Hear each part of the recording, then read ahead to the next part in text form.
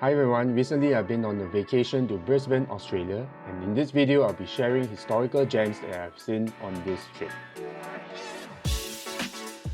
One of the places that I tried to visit was the Queensland Holocaust Museum, but unfortunately it was closed. But I'll put the link to the virtual museum in the link below. Next, I visited the Museum of Brisbane, where it showcased a short colonial history of Brisbane, where there are visual artifacts such as the painting of Brisbane, the shackles used by convict labourers, the British articles written at the point of time. Next, there is a Second World War signature wall where it showcases the lived experience of Australians during World War II. In this painting, you can see American planes flying over an Australian military camp, signifying the Allied victory of World War II. And next, you can see that there is a short history of Brisbane as a military hub all the way from the Boer War to the recent Middle Eastern conflicts. And during World War II, American General Douglas MacArthur actually set up his HQ in Brisbane. Hi everyone, I'm at Bribie Island National Servicemen Memorial Park. This is north of Brisbane. See, there is a nice memorial park here that commemorates Australia's involvement in the different wars. On this wall, there are plaques that shows you the different wars that Australia has been in under the British Empire, and also from the time of independence, such as the Iraq War.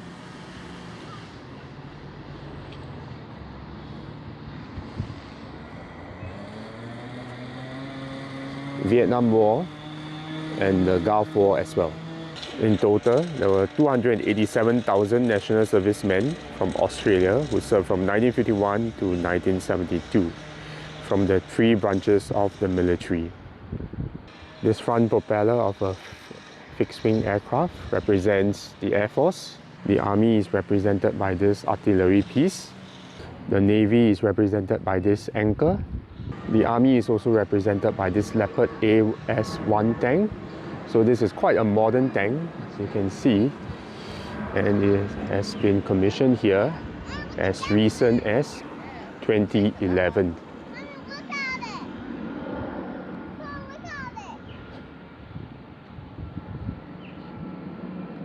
There is this anti-aircraft gun as well. You can see it in its full size.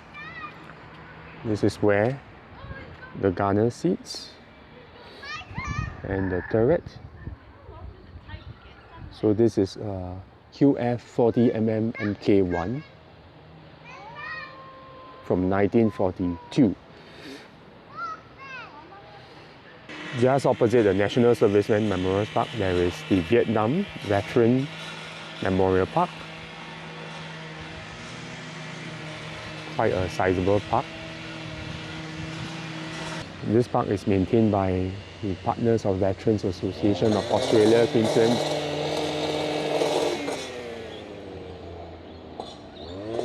The landmark here will be the OH-58 Kiowa Bell helicopter. So this was, I think, a replica of the Bell helicopter that Australia purchased from the US government in 1971. So during the Vietnam War, helicopters were used widely for reconnaissance and for attack and rescue effort as well.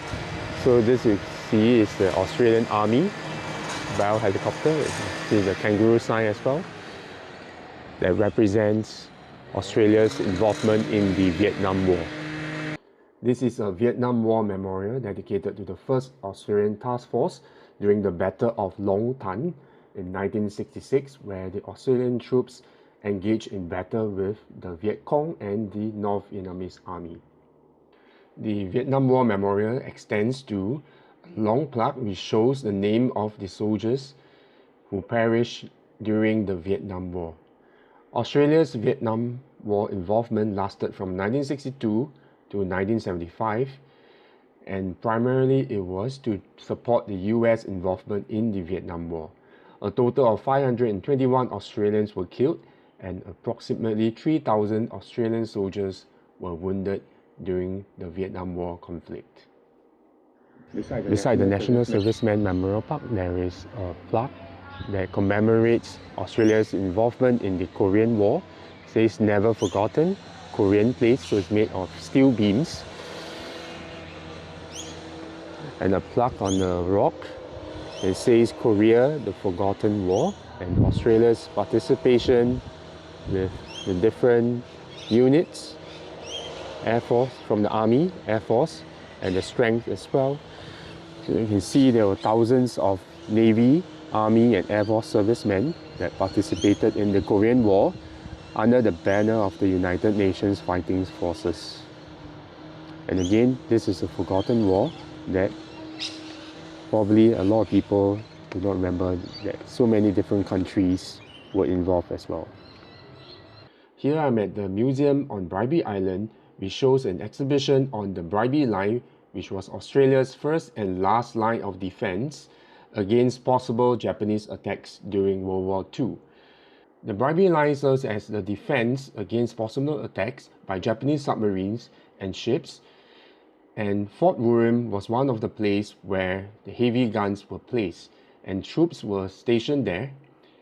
Australia's fear of the Japanese advance in the Pacific was a real fear. After the Pearl Harbor attack, Japan bombed Darwin, which was north of Australia. But the real fear was an attack on the east side of Australia's coastline.